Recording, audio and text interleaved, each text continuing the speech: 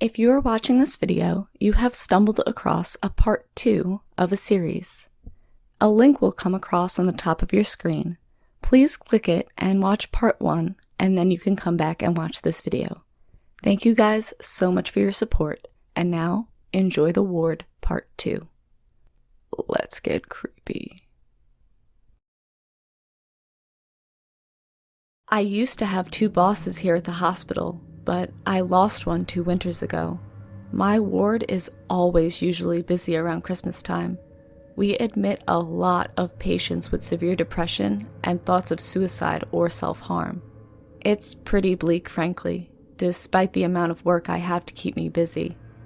A big thing we always have to tell new volunteers is not to let that dark energy get in your head. Honestly, I have seen it break people. That winter was particularly bad though, considering the day after Thanksgiving, we found a suicide victim laying out in the bushes in front of our facility. What's worse is that another patient found them. Word spread quickly from patient to patient, leaving a dark cloud hanging over the ward for the rest of the season. It was manageable, but just barely. Anyway, we survived through December and most of January, but as anyone who lives in Kentucky can tell you, winter doesn't show up until late January. It hit us hard. Ice and snow, downed power lines and car wrecks, closed interstates and unsalted roads. Eventually, they call a state of emergency, and most of the employees, including myself, are sleeping in spare rooms or on cots in any secluded area they could find. I had not left the hospital in 3 days, and I could see everyone was on the verge of an emotional break. A nurse, we will call him Mark, who happened to be visiting from Hong Kong, managed to get caught up in this whole affair. We soon became pretty good friends, seeing how I grew up in China and still knew quite a bit of Mandarin. Other than me, the staff didn't talk to him much until he started offering us Adderall. I never took any, but some of the employees and volunteers had rather stay awake, keeping themselves busy, than try to fall asleep alone, wishing they were back home with their families. I figured out later that my bosses knew about the Adderall, but they were just barely hanging on as it was. The 2 of them slept in shifts, never interacting save to wake the other up. I guess they just assumed the other would take care of things with Mark. Maybe not. Either way, no one took care of things with Mark. At first, I guess he was distributing from his own personal supply, but soon moved to stealing from the hospital to get people their uppers. Just really quick, let me make it clear that I had no idea that he was stealing from our hospital. Giving people a little bump was questionable already, but I figured it was better than having everyone exhausted and useless. I only learned half of this stuff after the fact. Anyway, it was the morning of my 4th day there, and Mark and I were eating some toast on a couch in the lobby. I can remember clearly him telling me how salty American food was as he looked at his over-buttered piece of toast. I laugh when he asked me how I managed to stave off the American obesity epidemic. I stop when the power goes out. The rest of this story I actually heard from Mark, as I was busy relocating patients to a different wing of the ward that had power still. He tells me that they have him up in the office with my boss, phones blitzing different officials at the power company, seeing if there is anything they can do, when a volunteer named Maggie comes in, not so discreetly, asking for Adderall. Mark plays it off like he has no idea what she is talking about, and I guess that made her angry. All this escalates into a fight, and my boss gives her a pretty serious tongue lashing and sends her out of the room. According to Mark, she seemed abnormally agitated, but he wrote it off as stress. She had probably been up for 3 days straight. The last thing she needed was to be awake for any longer, he said. Things are pretty quiet once the orderlies find a way to settle down the patients.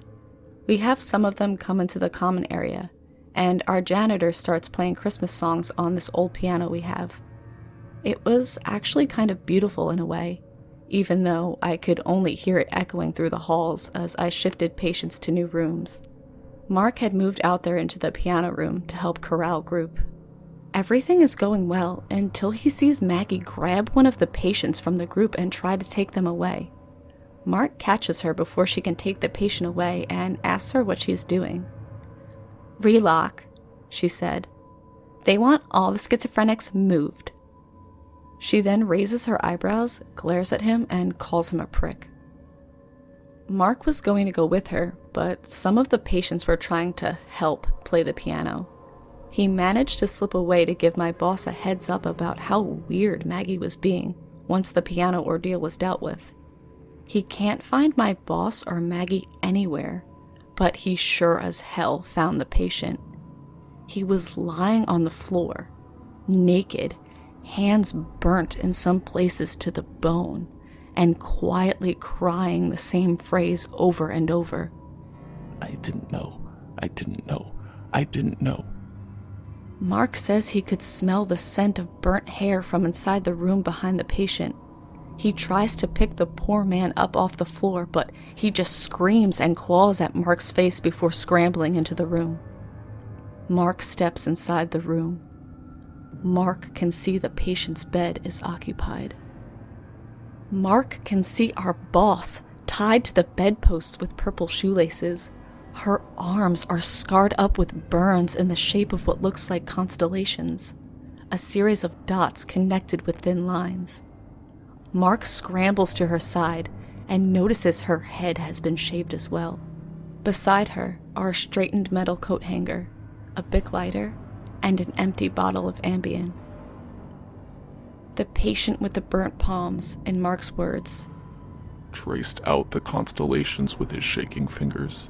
He was still crying and repeated that phrase, "I didn't know," over and over. I'm freaking out, but I didn't want to freak him out any more than he already is.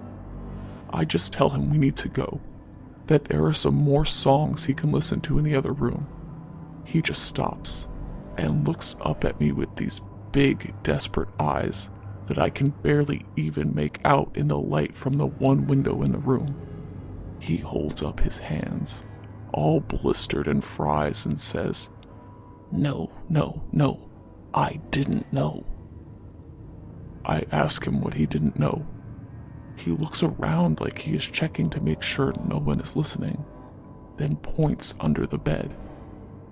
"He was already here." Then he shuffles over to the corner, curls up, and falls asleep.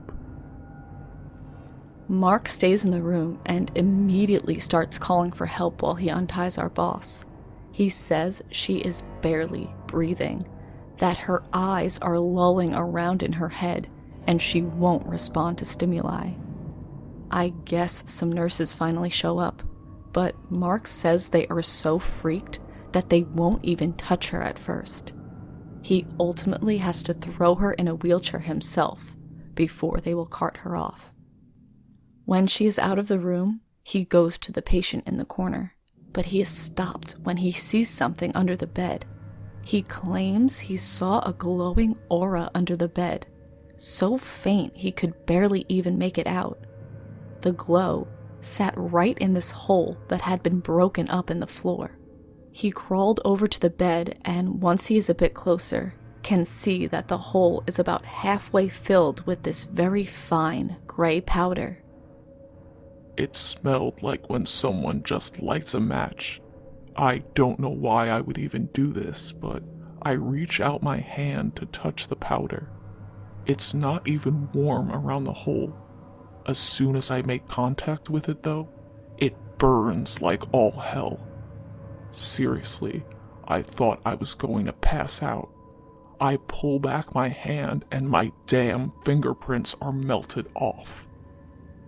I can also confirm this. He showed me his hands later on in the night. Not 10 seconds later, the power comes on. Mark turns around to get the patient, but he is already up. In fact, he is standing right behind Mark, almost touching him, staring wide-eyed at the bed. He's just standing there, I can see tears start to well up in his eyes. "Did you do this?" "I made the nest." "The hole?" "No, the nest." He wouldn't say anything after that, so I get him out of the room to get him some help. He takes one step out the door, and it's like all the pain from his hands hits him at once. He screams like he is being skinned and passes out. I have to drag him most of the way to a medical room before someone sees us and brings me a wheelchair for him. Later on, Mark shows me the hole under the bed. There is no powder though, but the room did smell like something was burnt in it. It looked sort of like it had been chiseled out with a small instrument like a kitchen knife or something. There is a huge investigation the next couple of days, as there is no sign of Maggie except for my boss's office that she trashed.